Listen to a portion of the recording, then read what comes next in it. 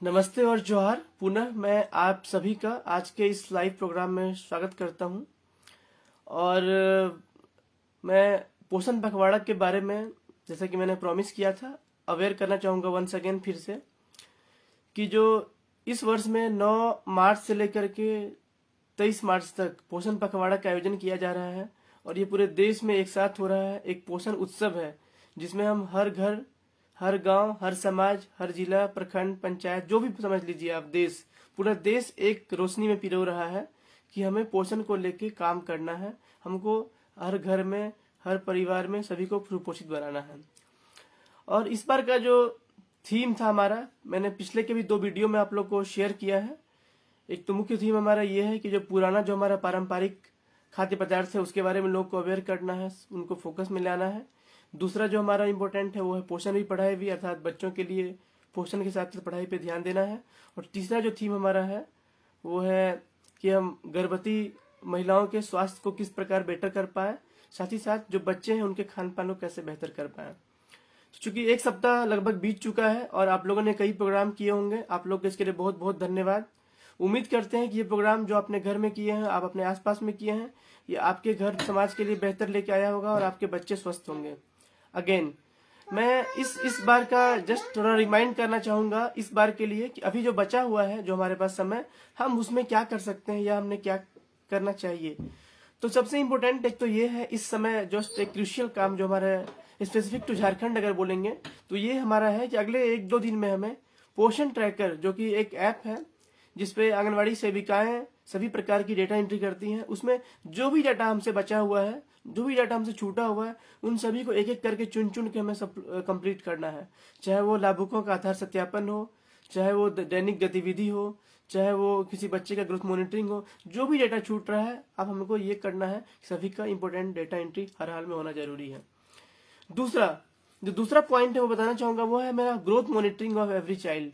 हर बच्चे का growth monitoring, जो कि मैं कई वीडियो में लगातार मैं फोकस करता रहता हूँ कि हर बच्चे का लंबाई और ऊंचाई बोल सकते हैं, और उसका वजन सॉरी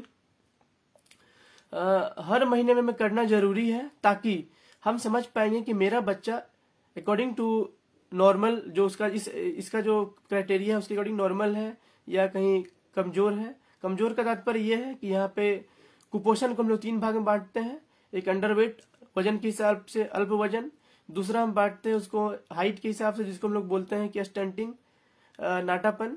और तीसरा एक है दुबलापन। तो इन तीनों क्राइटेरिया में आपका बच्चा किस क्राइटेरिया में फेल कर रहा है या पास कर रहा है, इसको समझने के लिए जो दूसरा महत्वपूर्ण काम जो पोषण पखवाड़ा का जो हमको अभी भी बचा हुआ है अगर करना है, तो वो है growth monitoring of every child.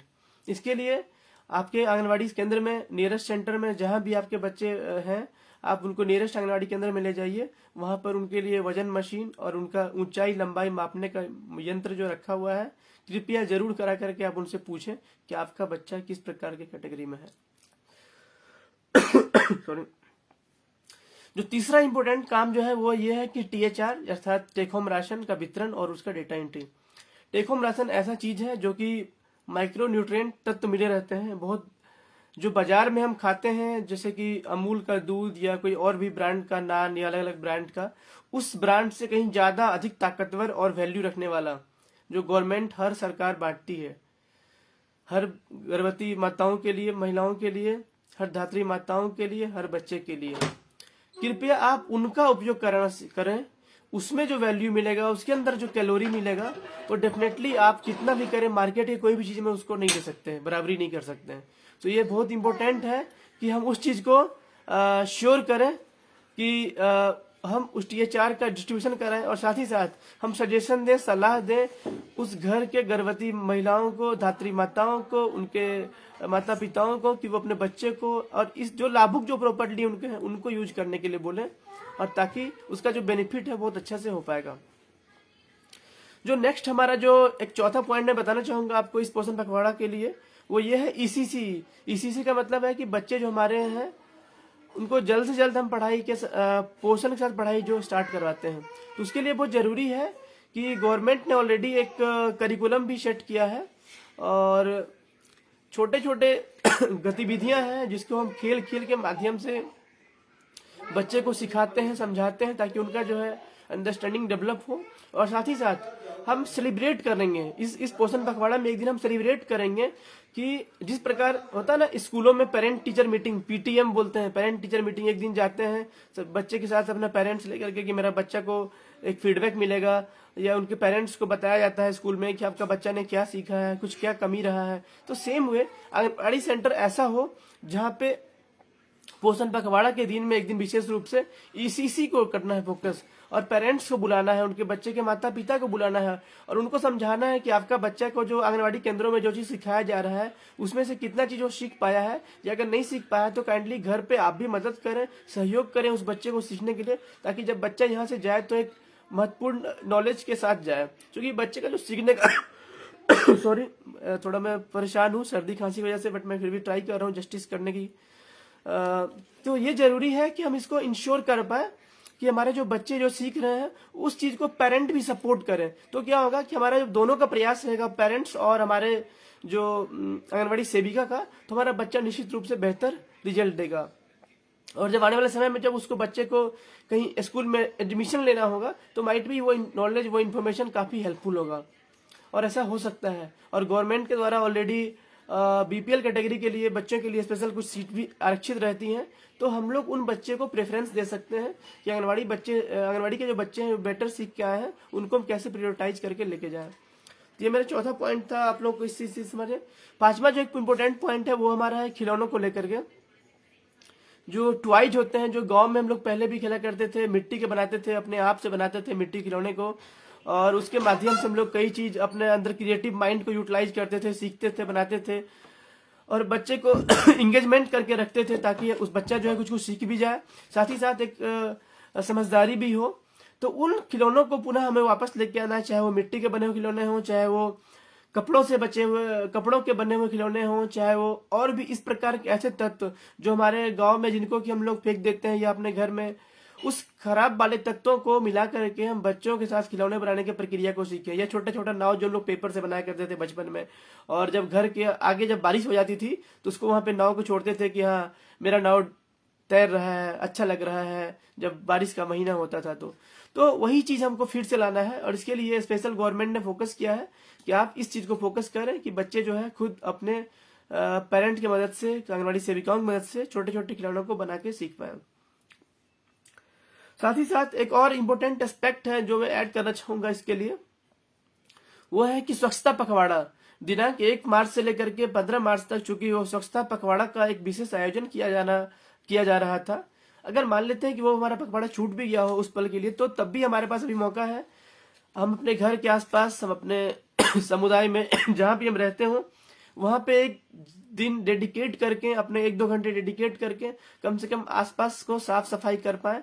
क्योंकि अभी मौसम बदल रहा है तो क्या होगा कि अभी बहुत सारे जो मॉस्किटोज हैं, जो मक्खियां हैं, उनका प्रकोप रहता है। तो अगर हम साफ करेंगे, सुथरा रखेंगे, तो डेफिनेटली हमारे पास जो है रोगों की समस्या जो है काफी कम हो जाएगी। इसके लिए हमें जरूरी है कि हम एक स्वच्छता पखवाड़ा को भी इंटीग्रेट करें। तो पोषण पखवाड़ा में मेरा अनुरोध होगा कि अगर किसी से द्वारा ये छूट गया है तो पोषण पखवाड़ा के अभी चूंकि चल रहा है 23 तक, तो हम एक दिन स्पेशल डेडिकेट करें अपने आंगनबाड़ी केंद्रों के लिए, और उनको प्रयास करें, सजाएं, संवारें, साफ सुथरा करें, तो ये बेहतर काम कर सकते हैं। इसके साथ साथ मैं एक एडिशनल चीज जो अभी रिसेंट जस्ट लॉन्च हुआ है, कल के माध्यम से ही, कल से ही सूचना प्राप्त हो रहा है कि हमारे देश में चुनाव जो है शुरुआत होने वाला है, उसका घोषणा हो चुका है। ये मतदान जो है विश्व का सबसे बड़ा मतदान होता है हमारे देश में।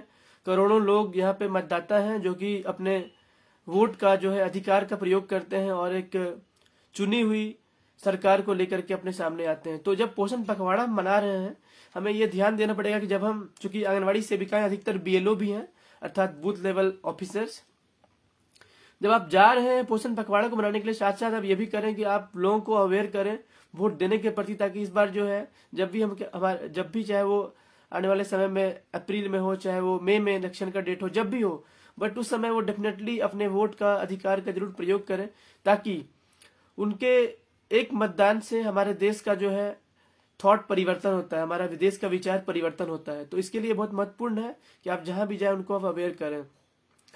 तो ये सारा कुछ पॉइंट के माध्यम से मैं थोड़ा एक ब्रीफली अगेन मैं प्रस्तुत किया।